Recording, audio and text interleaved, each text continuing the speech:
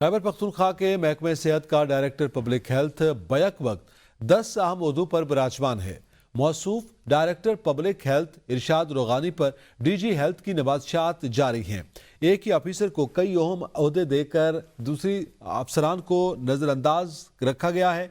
Doctor इरशाद रोगानी DHO लोअरदीर इस वक्त 10 ओहदों पर फायज हैं। इस हवाले से मजीद जानेंगे मोहम्मद फयाज से। जी फयाज, आगाह कीजिएगा।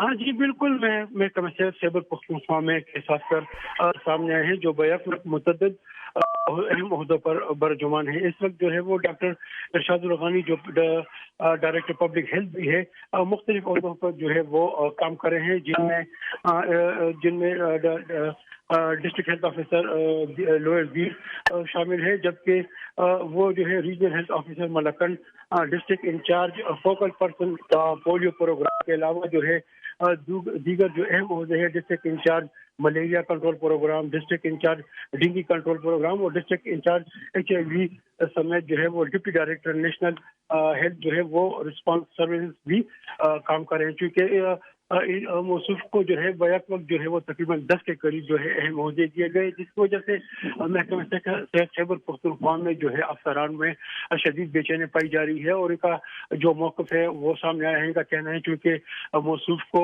DG हेल्थ की जानिब से वो नवाज़शात का सिलसिला जारी है और ये जो है अहम ओहदे दिए गए हैं, जिसके नतीजे में दूसरे अहम अफसरान जो है वो इनको जो है नज़रअंदाज किया जा रहा है। जी बहुत शुक्रिया मोहम्मद फयाज।